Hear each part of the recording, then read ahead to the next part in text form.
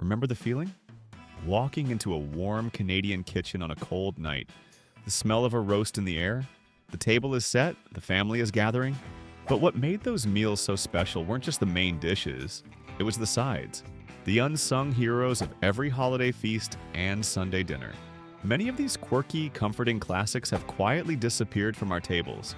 So let's take a trip back in time and revisit 20 lost Canadian side dishes nobody eats anymore. Number 1. Marbled potatoes. A signature dish from the late 1960s and early 1970s, this was a more rustic and flavorful version of mashed potatoes. It started with a classic mash of creamy white potatoes, but the real secret was the swirl of mashed rutabaga or turnip worked into the mix. The two vegetables created a beautiful, two-toned marbled effect that was as visually appealing as it was delicious. The earthy, slightly sweet flavor of the turnip complemented the creamy, comforting potato perfectly. You probably saw this on the table at a casual Sunday supper, a humble but ingenious way to add more vegetables and flavor to a plate. Number 2. Corn fritters. Not quite a pancake and definitely not a donut. These were a true taste of summertime in the country. Made from a simple batter of cornmeal, flour, eggs, and either fresh or canned corn, they were dropped by the spoonful into hot oil and fried to a beautiful golden brown. Their texture was unique, a little crispy on the outside and soft, with a burst of sweet corn on the inside. You'd find them piled high on a plate at a farmhouse dinner, often served alongside a savory roast chicken. Some families would even drizzle them with a bit of maple syrup or molasses for a sweet and salty kick. Number 3. Creamed leeks. A slightly more elegant but equally comforting cousin to the classic creamed onions. This dish started with tender leeks, sliced and simmered gently in a buttery sauce until they were silken and sweet. The sauce was a simple roux of butter, flour, and milk, often seasoned with a little nutmeg or a pinch of white pepper to enhance the delicate flavor of the leeks. This was a side dish you might see at a special occasion dinner or a holiday meal, a quiet but sophisticated addition to a spread of richer foods. It was all about subtlety and simple perfection. Number 4. Cucumber and sour cream salad. Simple, cool, and a perfect taste of summer, this salad was a staple at countless backyard barbecues and family potlucks.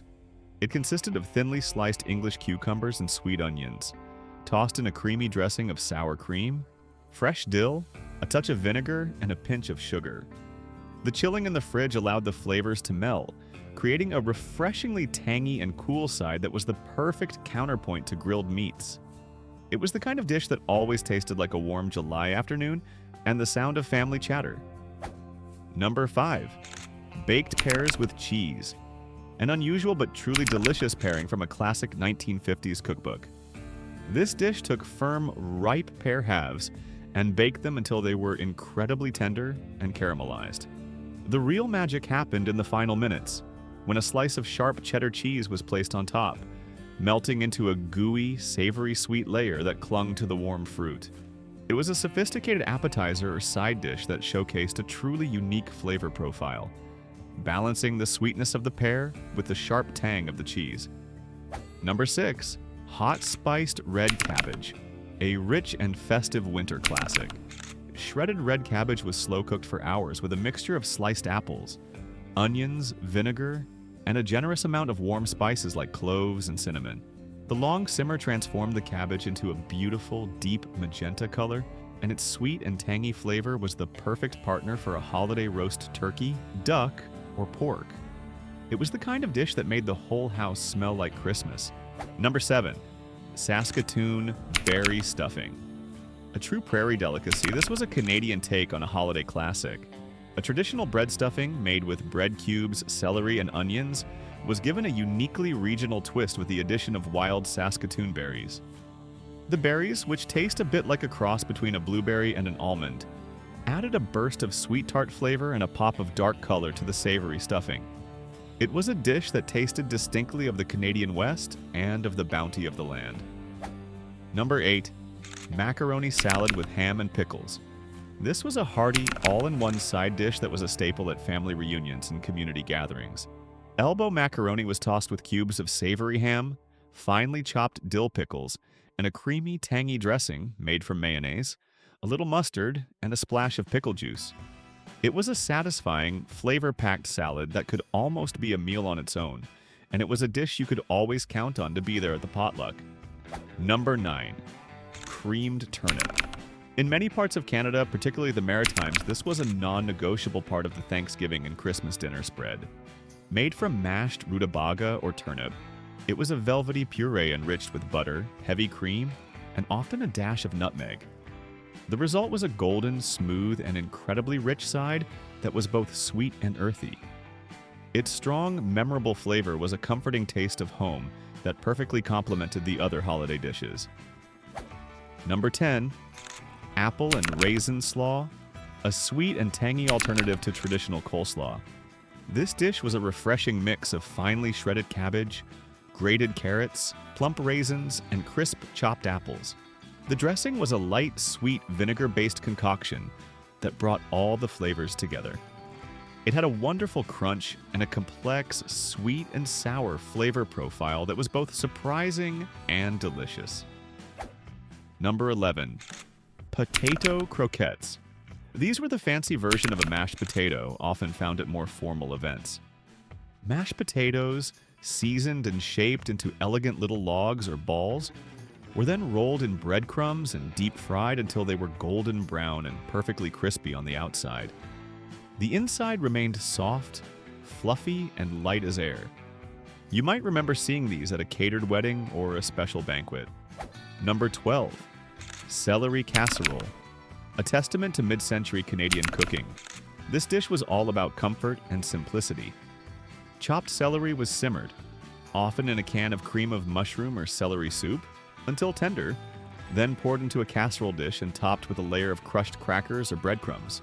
Baked until hot and bubbling, it was a simple, savory, and slightly salty side that was a regular at weeknight dinners across the country. Number 13. Sweet pickled crab apples. Found in a glass jar in nearly every grandmother's pantry, these were as much a garnish as they were a side. Small, whole crab apples were pickled in a sweet and spicy brine of vinegar, sugar, cinnamon sticks, and cloves. They were a vibrant, jewel-toned addition to any holiday plate and provided a tangy, sweet, and sour mouthful that beautifully cut through the richness of a large meal. Number 14. Squash casserole. This was a creamy, baked dish that was pure comfort food.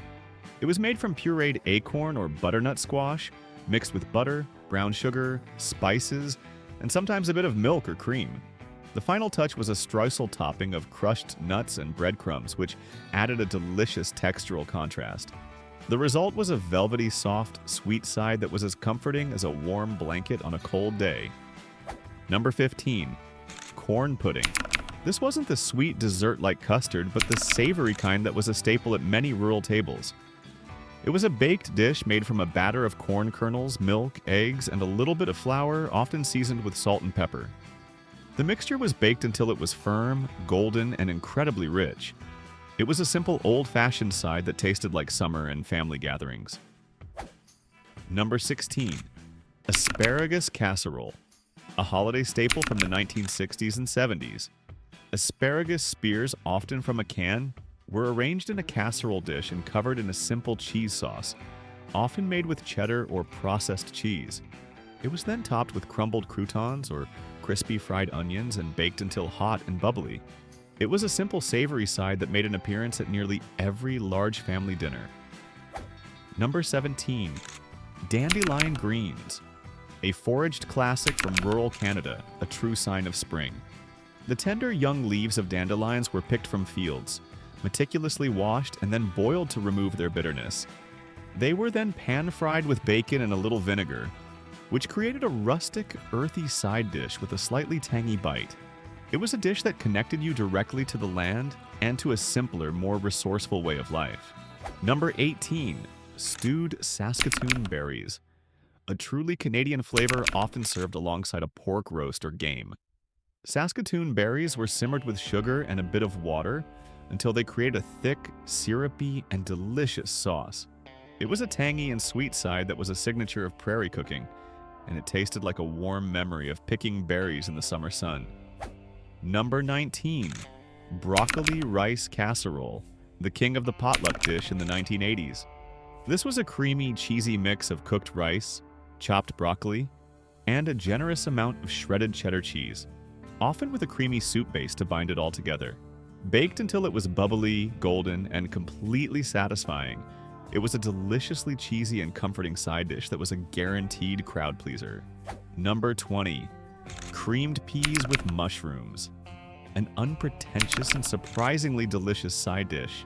Canned or frozen peas and sliced mushrooms were gently warmed in a simple white sauce made from butter, flour, and milk. It was a quick and easy side for a busy weeknight, but always tasted like a little piece of home and the care that went into a simple, comforting meal. It's easy to focus on the big roasts, the pies, and the main events, but looking back, it's clear that these humble side dishes were more than just food. They were traditions. They were the stories told around the table, the jokes shared, and the quiet comfort of a familiar meal.